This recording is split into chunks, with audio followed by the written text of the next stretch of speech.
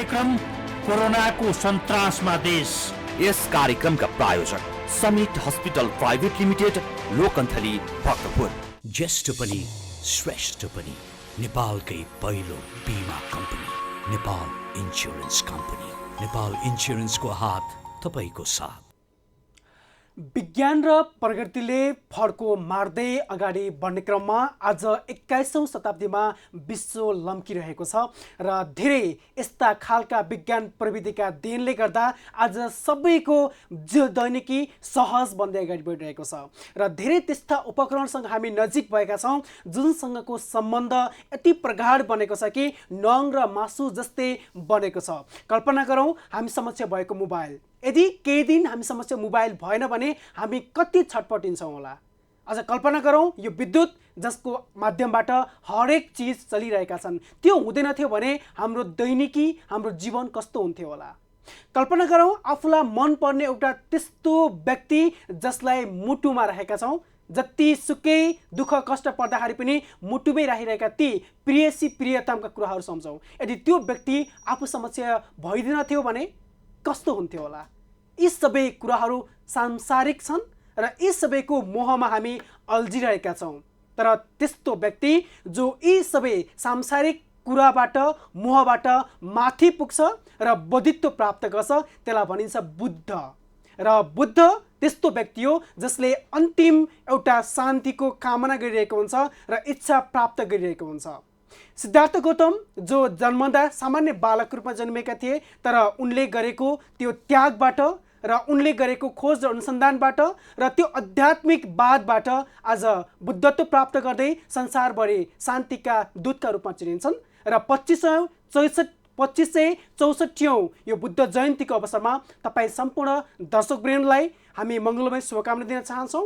र आजको दिन प्रकृति प्रेमीको रूपमा लिने किराँत समुदायको एउटा विशेष उगौली पर्व र यो उगौली पर्वले पनि प्रकृतिमाथि रक्षा गर्नुपर्छ र प्रकृतिको संरक्षण गर्नुपर्छ भन्ने खालको एउटा भाव बोकेको हुन्छ। यी दुई विशेष दिनको यो अवसरमा तपाईँ सम्पूर्ण दर्शकवृन्दलाई कोरोनासँग सम्बन्धित अपडेट दिलाउनको लागि र विश्वको जानकारी दिनको लागि सदास्ते म विश्वराज पाण्डे र म किशोर चौधरी सारिखा एकैसाथ तपाईँलाई हार्दिक स्वागत गरे पश्चात पक्कै पनि हामी आज यो विशेष दिनमा छौँ। पक्कै पनि यी सम्बन्धित व्यक्तिहरू अथवा संस्थाका उच्च व्यक्तित्वहरूलाई पनि हामी समेट्ने प्रयास गर्नेछौँ र वास्तविकता तपाईँलाई बुझाउने प्रयास गर्छौँ। यो बीचमा कोरोनाको सन्तासमा विश्व रहँदै गर्दा यति बेला हामीले शान्तिका अग्रदूत गौतम बुद्धले दिएको उपदेशलाई संसारभर फैलाउनुपर्छ र उनले दिएको मन्त्र हामीले जप्नुपर्छ र स्वयंसार काम गर्नुपर्छ भन्दै आजको कार्यक्रमको सुरुवातमा बुद्ध बाणीले भरिएको एउटा यो गीत तपाईँको लागि। तत्पश्चात हामी आउँछौँ कार्यक्रममा।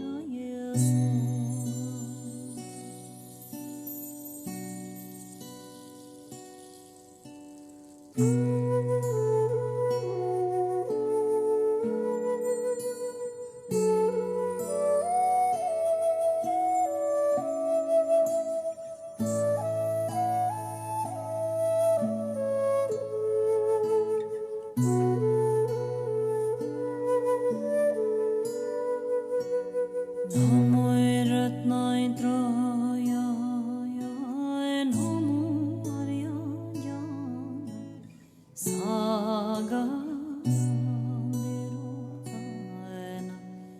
व्यूहरजय तथागताय अरहते सम्यक् सम्बुद्धाय नमो सर्वतथागतेभ्यो अरहतेभ्यो सम्यक् सम्बुद्धेभ्यो नमो अर्य अवलोकेते स्वराय बोधिसत्वाय महासत्वाय महाकरुणिकाय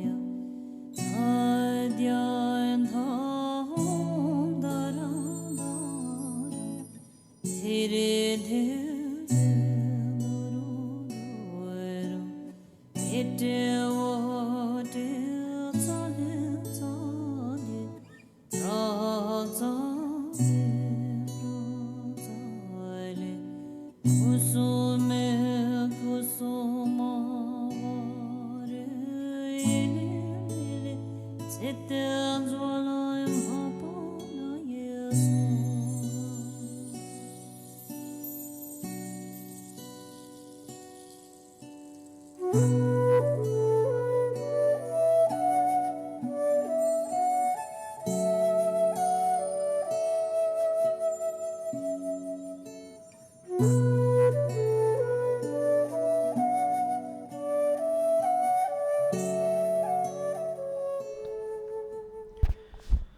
दर्शकवृन्द, साँच्चीकै नेपालमा जन्मिएका गौतम बुद्ध जसले आज विश्वमा शान्ति छर्ने काम गरिरहेका छन्, तर उनको त्यो उपदेश, उनको त्यो बाणीभन्दा फरक रहेर बाहिर रहेर आज विश्वमा अशान्ति मचाउनेहरूको पनि सङ्ख्या कमी छैन।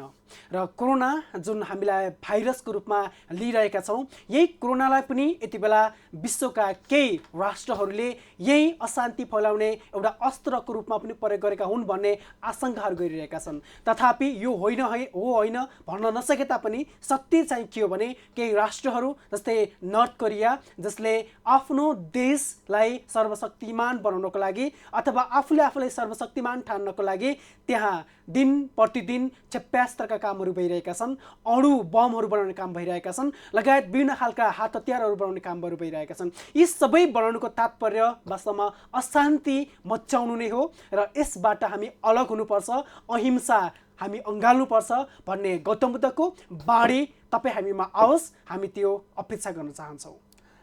र शान्तिको कामना गर्दै आज विश्वभरि नै 2564औं बुद्ध जयन्ती मनाइराखेको छ र नेपालमा पनि विभिन्न कार्यक्रम गरेर मनाइराखेको छ आज बुद्ध जयन्ती। र पक्कै पनि एसिया, लाइट अफ एसियाको रूपमा पनि बुद्धलाई चिन्ने गरिन्छ र बुद्ध नेपालको लुम्बिनीमा जन्मेर भारतको बोधगयामा गएर ज्ञान हासिल गरेको पनि इतिहास रहेको छ। र पक्कै पनि बुद्ध एउटा यस्तो भगवान हो जसलाई अहिले विश्वले नै मानिराखेको अवस्था रहेको छ र नेपालको पनि शिर उच्च बनाइदिएको छ र हरेक ठाउँमा जाँदा बुद्ध नेपालमा जन्मेको भन्दा हामी पक्कै पनि गौरवान्वित पनि हुन्छौँ। र आज बुद्धको जन्म जयन्ती 2564औं बुद्ध जन्म जयन्ती आज विशेष गरेर शान्तिको कामना गर्दै, बुद्धको पाठ पूजा गर्दै, बुद्धको ज्ञानहरू जस्तो कि अहिंसा नै शान्ति र मैत्रीको आधारशिला हो लगायतको थुप्रै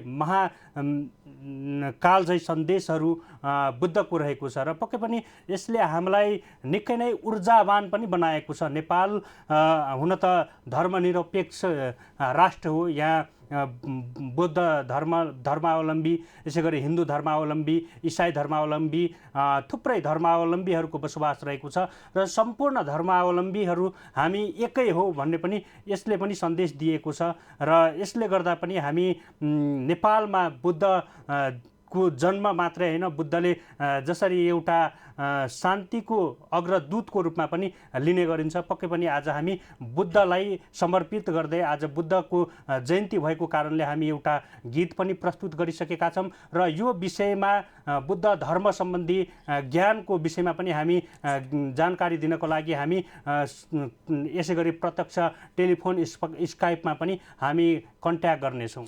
पक्कै पनि किशोरजी, बुद्ध त्यस्तो व्यक्तिलाई भनिन्छ जसले अन्तिम सत्यको पहिचान गर्न सकेको हुन्छ। त्यस्तो महामानवलाई हामी बुद्ध भनेर एउटा उपनाम दिएका हुन्छौँ। र यो बुद्ध जो सिद्धार्थ गौतम नेपालकै एउटा व्यक्ति थिए र उनले दिएका ती बाणीहरू आज विश्वभर हेर्ने हो भने करिब करिब 35 करोड मानिसले यसलाई पालन गरिरहेका छन्। धर्मावलम्बीहरू यस अन्तर्गत अगाडि बढिरहेका छन् र विश्वमा चौथो सबैभन्दा धेरै धर्मावलम्बी भएको यो धर्म जुन बुद्ध धर्म छ योसँग सम्बन्धित रहेर आज विश्वमा विभिन्न कामहरू भइरहेको छ। तथापि कोरोनाले गर्दा जति विगतका समयमा गरिन्थ्यो त्यो गर्न सकिएको छैन। र यति बेला हामी समक्ष स्काइपमा जोडिनु भएको छ नेपाल बौद्ध सङ्घमा कार्यक्रम संयोजकको रूपमा रहिरहनुभएका काइला लामा। उहाँसँग हामी बुद्ध जयन्तीको बारेमा थप जानकारी लिने प्रयास गर्छौँ। हजुर काइला लामाजी, हार्दिक स्वागत छ कोरोनाको सन्तासमा देश यो कार्यक्रमबाट।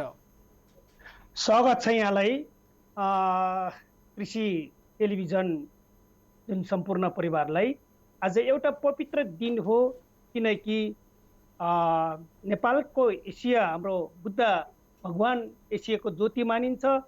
तसर्थ हामी आज 2564 बुद्ध जयन्तीको उपलक्ष्यमा विभिन्न ठाउँमा चाहिँ शान्तिको बुद्ध अग्रदूत शान्तिको मन्त्रहरू चाहिँ पाठ पूजा गर्दै आइरहेको छ।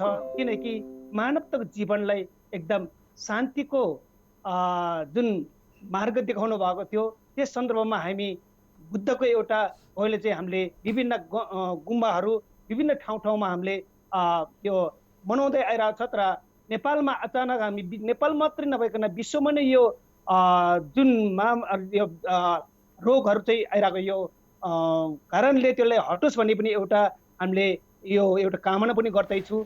र किनकि यहाँले जुन हाम्रो नेपालको जुन एसियाकै एउटा ज्योति मानिन्छ, जबसम्म हामीले मनलाई शुद्ध हुन्छ बुद्ध पनि त्यहाँ हुन्छ भने जस्तै हामीले एउटा जुन यो आयोजना धेरै ठुलो नभए पनि शान्ति नभए पनि ठाउँ ठाउँमा सबैले एउटा विश्वमा नै अहिले यो एकदम बुद्ध जयन्तीको अवसरमा हामीले शान्तिको कामना गरेर चाहिँ प्रत्येक मानव जीवनलाई चाहिँ। हजुर काइला लामाजी, आजको यो दिन हुन त तपाईँले पनि भनिसक्नुभयो, हामी पनि उद्घोष गऱ्यौँ कि हामी लकडाउनमा छौँ। हामी मात्र नभएर विश्व नै यति बेला लकडाउनको अवस्थामा रहँदै गर्दा हामी जसरी पहिला काम गर्थ्यौँ त्यो गर्न सकेका छैनौँ। तथापि तपाईँहरूले कसरी आजको यो दिनलाई मनाउँदै हुनुहुन्छ? धार्मिक परम्परालाई कसरी तपाईँले अँगाल्दै अगाडि बढ्नु भएको छ?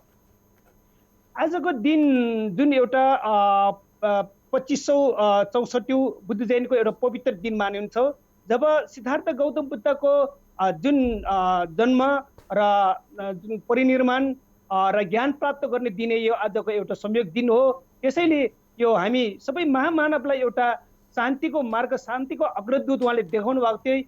त्यहीको उहाँको विचारलाई उहाँको जुन मार्गलाई हामी मनाउँदै चाहिँ विश्वमा नै प्राणीलाई चाहिँ एउटा मुक्त होस् भनेर हामीले कामनाले यो मनाउँदै आइरहेको। जस्तो काइला लामाज्यू, आज बुद्ध जयन्ती आज 2564 बुद्ध जयन्ती आज देशैभरि मनाइराखेको छ। अझ नेपालमा मात्र होइन विश्वभरि नै बौद्ध धर्मावलम्बीहरूले विशेष गरेर बुद्ध जयन्ती मनाउने गरिन्छ। अझ नेपालमै जन्म लिएको अब बुद्ध एउटा महामानव भनेर पनि हामी चित्रण गर्दै आएका छौँ। अब नेपालमा पनि अब विभिन्न कार्यक्रम हुन त अब स्वयम्भूनाथ यसै गरी महाबौद्ध लगायतका थुप्रै ठाउँमा आज विशेष कार्यक्रमकै आयोजना हुने गर्दथ्यो। यद्यपि कोरोनाको सन्ताससँगै देशमा लकडाउन सँगै त्यो कार्यक्रमहरू सम्भव भएन होला। हामी कसरी मनाउँदैछौँ बुद्ध जयन्ती यस वर्ष? तपाईँहरू एकजना अग्रज पनि हुनुहुन्छ, बुद्ध जयन्तीको एकजना विभिन्न कार्यक्रम गर्दै आयोजना गर्दै पनि आउनुभएको छ। यस वर्ष कसरी मनाइराख्नु भएको छ? धन्यवाद छ यहाँलाई।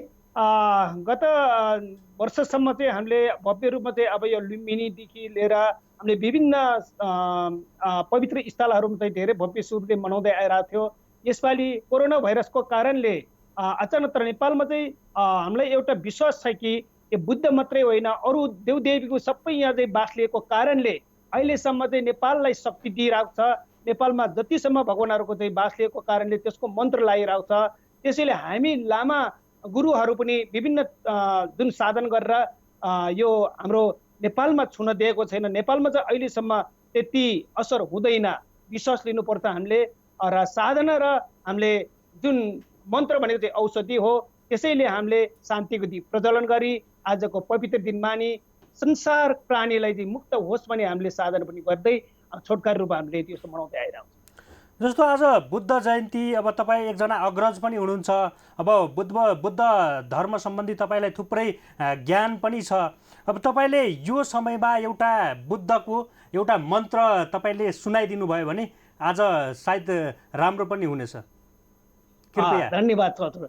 एउटा मन्त्र भनेको औषधि ओम भन्ने पेमा हुँ रि भन्ने चाहिँ एउटा शब्द अक्षर चाहिँ के हुन्छ भनेदेखि त्यो 6वटा मन्त्र हुन्छ। ओम भन्ने पेमा हुँ भन्ने चाहिँ जुन 6 लोकमा हामी जसरी पनि पुग्नुपर्छ कर्मको फल लिएर जाने, हामी अहिले यो जुन आध्यात्मिक आत्मा र भौतिक शरीरलाई अन्तिममा यो भौतिक शरीरलाई पनि छोड्ने बेला मलाई मन्त्र त्यो काम लाग्छ। ओम भन्ने पेमा हुँ भन्ने चाहिँ 6वटाको त्यो दया करुणा खजिटी बुद्धको चाहिँ मन्त्र हो।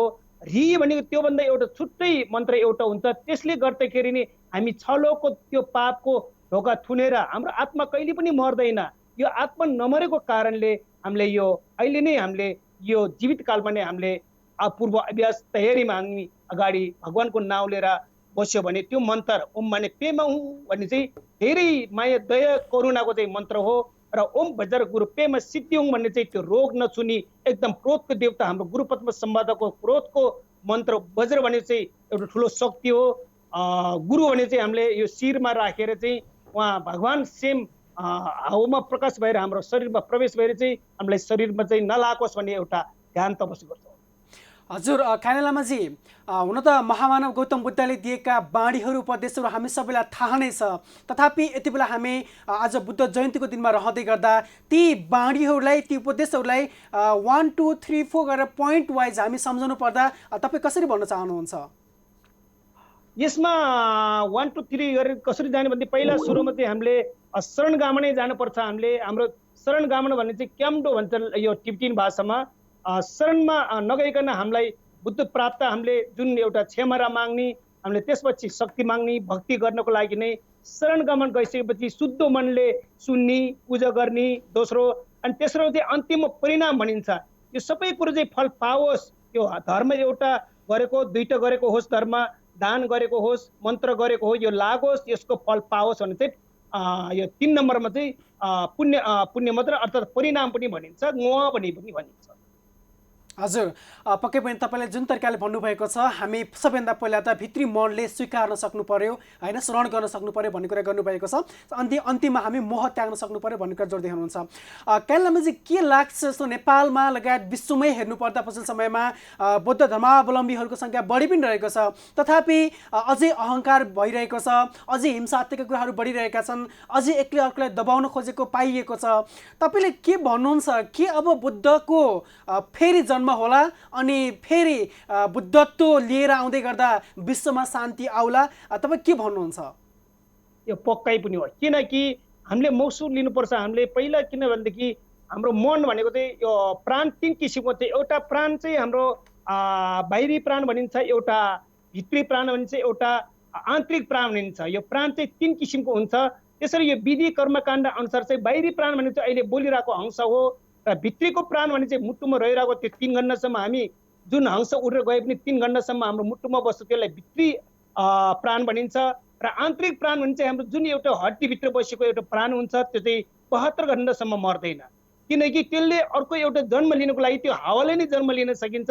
जोसो हाम्रो बोलिरहेको छ त्यो एउटा शुद्ध हुनको लागि चाहिँ क्लेश फाल्नुपर्छ। अवतार लिने नलिने सबै कुरो चाहिँ हामीले यो आत्माले थाहा पाउन सकिन्छ। उहाँले पक्कै पनि शान्तिको लागि फेरि जन्म लिँदै हुनुहुन्छ। हामी विश्वास ढुक्क लिनु होला, किनकि शरीर भन्ने चाहिँ एउटा घर जस्तो हो। यो घरको केही महत्त्व हुँदैन। यो पञ्चतत्वमा 4वटा चिज हामीले छोडेर जान्छ। एउटा चिज चाहिँ हामीले 6 लोकभित्र हाम्रो 49 को चाहिँ हाम्रो आयु हुन्छ। हाम्रो यो जुन पाप र धर्मको एउटा भाव चक्र हुन्छ, हजुर जुनैसुकै धर्मको। यहाँ चाहिँ हामीले यो बुद्ध धर्म ठुलो, यो हिन्दू धर्म ठुलो, यो मुस्लिम धर्म ठुलो, यो क्रिस्चियन धर्म ठुलो। त्यो धर्म भनेको ठुलो होइन, आफ्नो कर्म ठुलो हो। त्यसैले यो कर्म राम्रो गर्दै यो आत्मालाई शुद्ध पारेको व्यक्ति चाहिँ महामानव चाहिँ सिद्धि प्राप्त हुने चाहिँ गौतम बुद्ध मात्रै हो। त्यसैले उहाँले दिएको शील पालन गर्यो भने अहिले नै हामीलाई शक्ति पाउँछ। यो मनमा भन्ने विश्वास लिएर चाहिँ बस्नुपर्छ, विश्वास लिएर कर्म गर्नुपर्छ। हुन्छ काइला लामाजी, हामी जो समयमा यो जुन आज जोडिरहेका छौँ यो अन्तिममा तपाईँ सम्पूर्ण बुद्ध मार्गीहरूलाई अथवा सम्पूर्ण हाम्रा दर्शकहरूलाई आज यो बुद्ध जयन्तीको अवसरमा के भन्न चाहनुहुन्छ? यो 2564 बुद्ध जयन्तीको उपलक्ष्यमा सबैले शुभकामना, साथसाथै दीर्घायु सुशान्ति पनि हामीले कामना दिँदैछु र मानव जाति यो मात्रै नभइकन प्राणीलाई सुख शान्ति निर्माण प्राप्त होस्, यो कसै दुःखमा चाहिँ दुर्गति नपरोस् भन्ने हाम्रो कामना छ। जतिसम्म यो एउटा मानव जीवनभित्रको चाहिँ मनभित्र चाहिँ सबै भगवान लुक्ने जुन राक्षसहरू आउने भन्ने चाहिँ मन हो, रिसाउने पापको दुःख हो, मायालाई दया माया गरेर चाहिँ मान्छेलाई जुन श्रद्धा भक्तिले चाहिँ एकदम दया करुणलाई गर्यो भने एकदम त्यसको चाहिँ धर्मको एउटा माध्यम सुख मोक्ष पाउँछ भने चाहिँ शान्तिले मात्रै पाउँछ। त्यसैले मनलाई नै अभ्यास गरेर चाहिँ शान्तिपूर्वकले चाहिँ ध्यान गर्यो भने त्यो अवश्य सफल हुन्छ भन्ने कामना पनि गर्दछ। हुन्छ काइलामा, तपाईँलाई पनि हामी यो बुद्ध जयन्तीको अवसरमा विशेष मङ्गलमय शुभकामना दिन चाहन्छौँ। सम्पर्कमा आइदिनु भयो, केही जान्ने अवसर दिनुभयो, आभार व्यक्त गर्दै बिदा गर्न चाहन्छु यति बेला। धन्यवाद छ यहाँलाई पनि। फेरि आगामी दिनमा यसै गरी चाहिँ हामी प्रत्यक्ष रूपमा चाहिँ हामीले आफूले जानेको बुझेको सुनेको गरेको क्रियाकलापबाट यहाँलाई चाहिँ हामी नेपालमा चाहिँ शान्ति छरोस् भन्ने कामना गर्दछु र आगामी दिनलाई पनि हामी पक्कै पनि यो बुद्धको एउटा सन्देश शान्तिको पवित्र एउटा ज्ञान फैलाउन सकोस् भन्ने हामी नेपाल बौद्ध सङ्घको आयोजनाले कार्य विगति गर्दै आइरहेको छ। त्यस कारणले यहाँले सम्झिनु भएकोमा धेरै धेरै धन्यवाद। दर्शकवृन्द, साँच्चै यति बेला हामी यो बुद्ध जयन्तीको समयमा छौँ, दिनमा छौँ र यो दिन आज किराँती समुदायको लागि पनि विशेष दिन छ, उभौली पर्व पनि भइरहेको छ र हामी कोरोनाको सन्तासमा छौँ। नेपाल सरकारले लकडाउन थपिरहेको छ र यो लकडाउन थप्ने क्रम जारी रहँदै गर्दा तपाईँ हामी यस्ता खालका चाडबाडलाई भने भुल्न सक्दैनौँ, किनकि यी चाडबाडको आफ्नै महत्त्व रहेको छ र त तपाईँ समस्या वास्तविकता के हो बुझ्नको लागि हामी तत्पर रहिरहेका छौँ र हामी केही समयभित्र पक्कै पनि किराँत राई यायोखाका उद्देश्यलाई पनि सम्पर्कमा जुटाउनेछौँ। यतिन्जेल तपाईँ समक्ष हामी कोरोनाको अपडेट दिने गरी जान अथवा तपाईँ समक्ष लग्नको लागि चाहन्छौँ। पक्कै पनि भेषराजी, र हामी केही समय अगाडि मात्रै बुद्ध धर्मावलम्बी धर्मगुरुसँग हामी कुराकानी गऱ्यौँ र पक्कै पनि आज बुद्ध जयन्ती 2564 बुद्ध जयन्ती आज देशैभरि बुद्ध जयन्ती धुमधामका साथ मनाइराखेको छ। यद्यपि लकडाउनका कारणले औपचारिक रूपमै विभिन्न स्तूपहरूमा गएर अहिले त्यो चाहिँ मनाउन सकिएको अवस्था छैन। म यहाँहरूलाई यो बिचमा अपडेट गराउन चाहन्छु। नेपालमा अहिलेसम्म 79 जनामा कोरोना सङ्क्रमण देखिएको छ, जसमध्ये 22 जनाको सफल उपचार भइसकेको छ र बाँकीको विभिन्न अस्पतालमा उपचार भइराखेको छ र सबैभन्दा बढी अहिले उदयपुरमा कोरोना सङ्क्रमित देखिएको छ। उदयपुरमा 28 जनामा कोरोना सङ्क्रमण देखिएको छ, जसमध्ये 6 जनाको सफल उपचार भएको छ भने बाँकीमा 23 जनामा कोरोना सङ्क्रमण देखिएको छ भने कैलालीमा 4 जनामा कोरोना सङ्क्रमण देखिएको छ भने 3 जनाको सफल उपचार भइसकेको छ। यसैगरी बागलुङमा 2 जनामा कोरोना सङ्क्रमण देखिएको छ भने 2 जनाको सफल उपचार भइसकेको छ। चितवनमा 2 जनामा कोरोना सङ्क्रमण देखिएको छ भने 1 जनाको सफल उपचार भइसकेको छ। भोजपुरमा 1 जनामा कोरोना सङ्क्रमण देखिएको छ। कञ्चनपुरमा 1 जनामा कोरोना सङ्क्रमण देखिएको छ। यसैगरी पर्सामा 24 जनामा कोरोना सङ्क्रमण देखिएको छ, 2 जनाको उपचार भएको छ। यद्यपि 2 जना अहिले पनि पोजिटिभ देखिएको छ। उपचार पश्चात पनि ती 2 जनामा अहिले पनि पोजिटिभ देखिएको छ र उपचार भइराखेको छ। यसैगरी काठमाडौँमा 5 जनामा कोरोना सङ्क्रमण देखिएको थियो, जसमध्ये 5 जनाको उपचार सफल पश्चात उहाँहरू घर फर्किसक्नु भएको थियो। यद्यपि केही समय पश्चात 1 जनामा पुनः पोजिटिभ देखिए पश्चात अहिले पाटन स्थित अस्पतालमा उपचार भइराखेको छ। यसैगरी रौतहटमा 3 जनामा कोरोना सङ्क्रमण देखिएको थियो, जसमध्ये 1 जनाको सफल उपचार भइसकेको छ। बारामा 2 जनामा कोरोना सङ्क्रमण देखिएको छ। यसैगरी झापामा 2 जनामा कोरोना सङ्क्रमण देखिएको छ। धनुषामा 1 जनामा कोरोना सङ्क्रमण देखिएको छ। यसैगरी रूपन्देहीमा 1 जनामा कोरोना सङ्क्रमण देखिएको छ र अहिलेसम्म जम्मा 79 जनामा कोरोना सङ्क्रमण देखिएको छ भने 22 जनाको निको भइसकेको भनिए पनि 4 जनामा पुनः पोजिटिभ देखिएको छ। 2 जना वीरगन्जमा र 1 जना रौतहट, यसैगरी 1 जना काठमाडौँ का सङ्क्रमितमा पुनः पोजिटिभ देखिएको छ र उहाँहरूको थप उपचार भइराखेको छ। पक्कै पनि दर्शकवृन्द सायद यही भएर पनि अब हामी सतर्क हुनुपर्नेछ र सही अनुसार सरकारले लकडाउन पनि थपिरहेको छ। तथापि आज सार्वजनिक बिदा भए तापनि भोलिबाट जुन नयाँ लकडाउनको काम सुरुवात हुन्छ भोलिबाट र त्यो सँगसँगै सबै भन्दा पनि 42वटा उद्योगहरूलाई सञ्चालनमा ल्याउने गरी सरकार अगाडि बढिरहेको छ र ती खुलाउन सकिने पनि भनिसकेको छ। जस्तो तपाईँलाई म केही भन्न मन लाग्यो, जस्तो अत्यावश्यक आवश्यकताका जति कामहरू भएका थिए, हुनसक्छ होटल अझले घर घरमै खाना पुर्याउँथ्यो होइन, त्यस्ता खालका बेकरीहरूको पनि सञ्चालन गर्न सक्ने, त्यो सँगसँगै अत्यावश्यक ढुवानीका सामानहरू त लग्नको लागि यातायातका कुराहरू चलिरहेकै छन्, त्यो तपाईँलाई थाहा नै छ।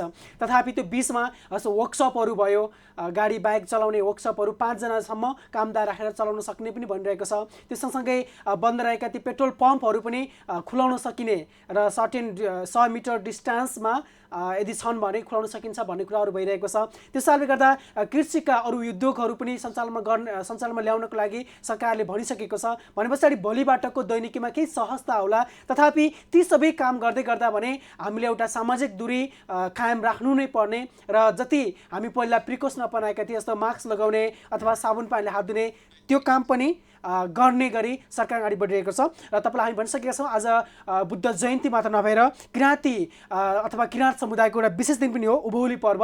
र यो उभौली पर्व वास्तवमा यो विशेष गरी प्रकृतिसँग सम्बन्धित छ र प्रकृति प्रेमी यो समुदायको एउटा विशेष यो चाड पनि हो जहाँ चण्डी नाचेर यो मनाउने गरिन्थ्यो। तर यति बेला कोरोनाको सन्तासमा हामी रहँदै गर्दा पक्कै पनि यो समुदायमा रहनुभएका महानुभावहरूले सो गर्न नसके तापनि घरमै बसेर यो पर्वलाई मनाइरहनु भएको हुनसक्छ। यो बिचमा हामीसँग छ किराँत राई यायोखाका अध्यक्ष दिवस राई स्काइपमा जोड्नु भएको छ।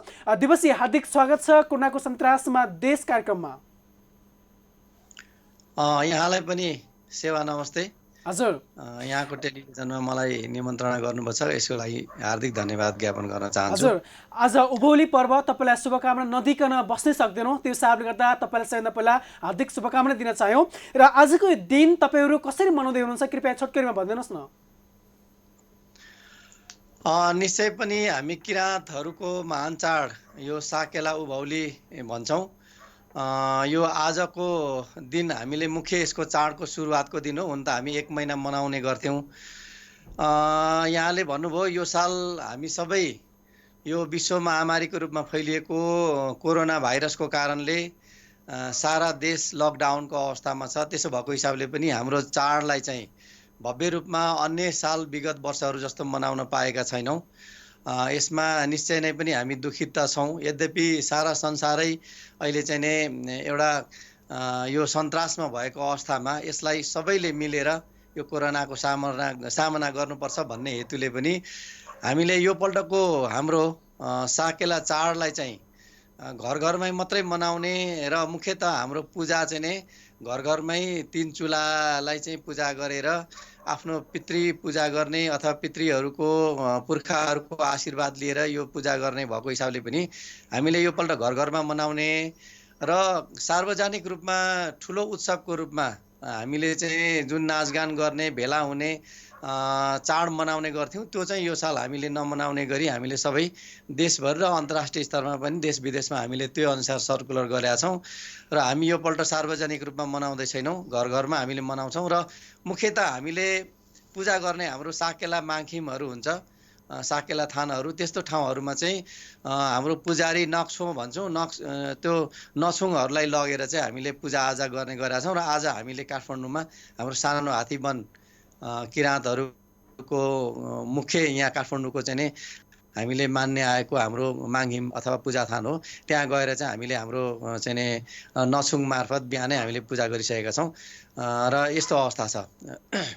जस्तो कि तपाईँहरूको आज महान पर्व साकेला उभौली आज तपाईँहरूले मनाउनु पर्ने जसरी अब हुन त विगतका वर्षहरूमा सार्वजनिक स्थलमै अब तपाईँले भने जस्तै हात्तीवनको त्यहाँ एउटा मन्दिर तपाईँहरूले विशेष गरेर यो पर्वमा त्यहाँ गएर नाचगान गर्ने रमाइलो गर्ने होइन, यसै गरी मेला जस्तै लगाउने जुन गरिराख्नु भएको थियो। यस वर्ष अब लकडाउनकै कारण अब त्यो सम्भव नहोला। यद्यपि अब तपाईँहरू अब घर घरमै बसेर उभौली साकेला पर्व मनाइराख्नु भएको छ, यसको धार्मिक महत्त्व छोटकरीमा भनिदिनुहोस् न। यसको धार्मिक सांस्कृतिक महत्त्व भनेको चाहिँ खास हामी किराँतीहरू पितृ र प्रकृति पूजकहरू हौँ होइन।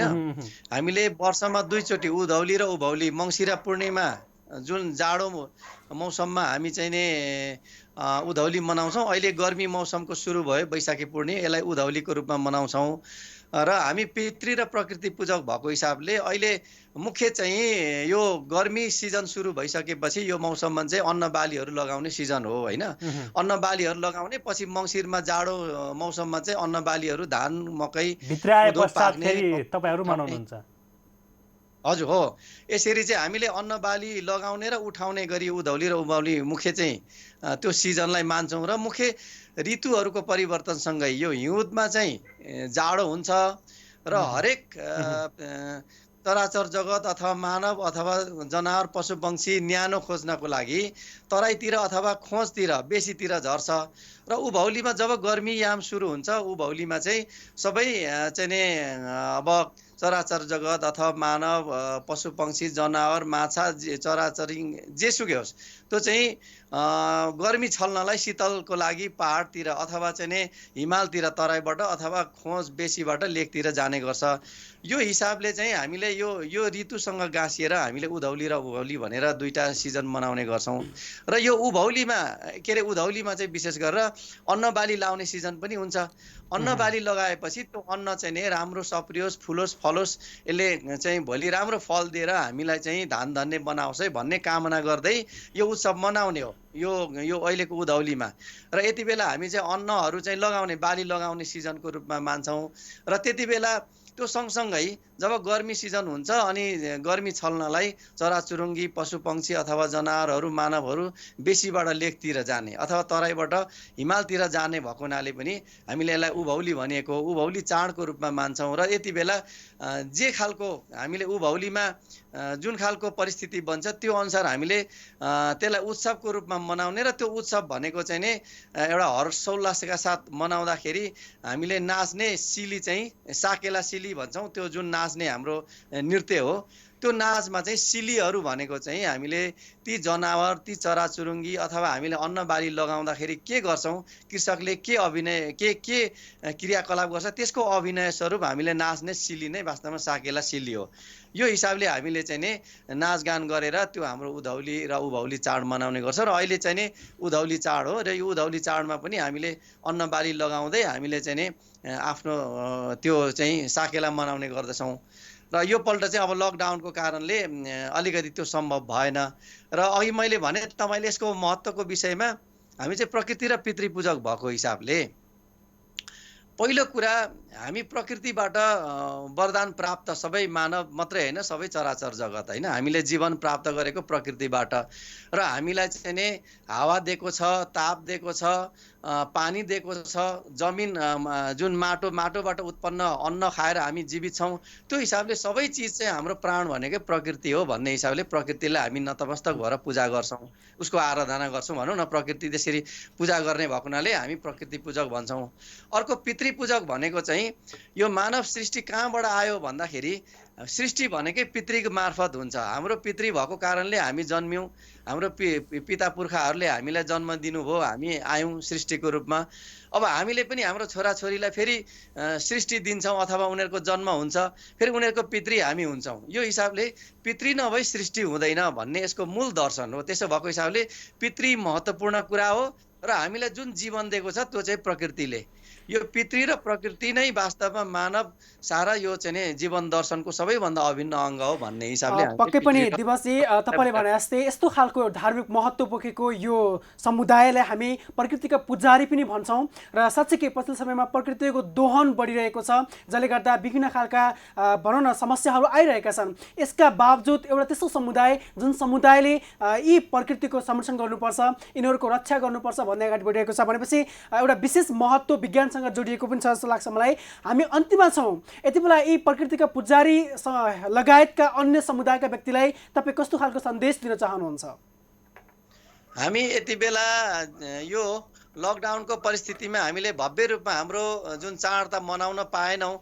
यद्यपि हाम्रो संस्कृति, हाम्रो मौलिकतालाई हामी जीवन्तता दिन चाहन्छौँ, जहिले पनि यसको संरक्षण गर्न चाहन्छौँ। त्यसो भएको हिसाबले पनि पूजाआजा हामीले यो पल्टको परिस्थिति अनुसार हामीले सबैले आफ्नो आफ्नो घर घरमा 3 चुला पूजा गर्ने र साकेला थानहरूमा पूजा गरेर हाम्रो पितृहरूसँग आशीर्वाद लिने र प्रकृतिलाई हामीले पूजा गर्ने कि अहिले चाहिँ नि अहिलेको यो सालको त्यो काम घरमै बसेर गरौँ भन्ने भनाइ भन्न राख्न चाहनुहुन्छ हैन त? हो, यो काम घरमै बसेर पनि हामी गर्छौँ। मात्रै हामीले मेला, ठुल्ठुलो मेलाहरूको आयोजना गरेर नाचगान गर्न पाइँदैन। यसले पनि हामीलाई हाम्रो संस्कृतिमा अथवा हाम्रो आस्थामा, हाम्रो विश्वासमा कमी चाहिँ आउनु दिँदैन। त्यसो भएको हिसाबले पनि हामीले घर घरमै पुजिरहेछौँ र मुख्य चाहिँ हाम्रो साकेला थान, हाम्रो माङखिमहरूमा चाहिँ हामीले पूजा गरेर यो पल्टको चाड मनाउँदैछौँ। हुन्छ, दिवस राई सर समय दिनुभयो र यो पर्वबारे विशेष एउटा जान्ने मौका पनि दिनुभयो। आभार व्यक्त गर्दै तपाईँलाई बिदा गर्न चाहन्छु यति बेला। दर्शकवृन्द, साँच्चीकै हामी भनिरहेका छौँ हामी एउटा त्यस्तो देशका व्यक्ति हौँ जुन देश क्षेत्रफलको आधारमा धेरै सानो छ, तर यो भित्र रहेका धार्मिक, सांस्कृतिक, ऐतिहासिक महत्त्व भने बेग्लै बेग्लै छन् र विभिन्न खालका धर्म संस्कृति भएका हामी समुदायका व्यक्तिहरूका आफ्नै पहिचान छन्। यी सबै हाम्रा चिनारी हुन्, यिनको संरक्षण गर्नुपर्छ। त्यो भन्दै गर्दा यस्ता खालका आपद विपदको समयमा बाहिर आउनुपर्छ, जसरी पहिला रमाउँथ्यो त्यसरी रमाउनुपर्छ भन्ने चाहिँ भएको छैन। त्यो तपाईँले सहर्ष स्वीकार पनि सक्नुभएको अवस्था छ।